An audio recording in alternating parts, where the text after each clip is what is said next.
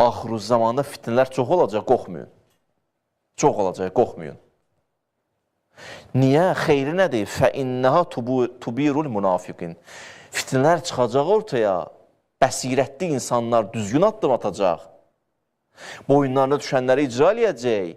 Burada münafiqlərin də iç yüzü açılacaq. Ona görə deyir ki, borcluyuq nəyə?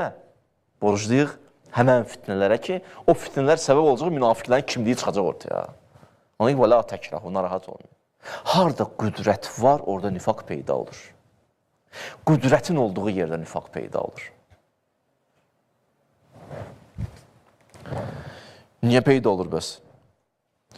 Çünki həmən şəxs özündən bir zərəri, təhlükəni dəf eləmək istəyir, zahirən həmən qüdrətə sığınır, yəni nifaq libasını giyinir ki, özünü sığortalasın, ki, mən də süzdənəm, o qüdrətin yanında yer alsın, həyatını yaşasın. Amma əksinə də iş görür. Abdullah İbni Ubey Mədinədə nifaqın başıdır. Və nə qədər insan da onun ətrafındadır.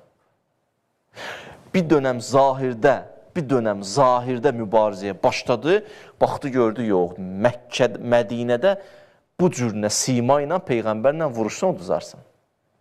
Neynəməlidir? Nifaq libasın giyindi əyninə.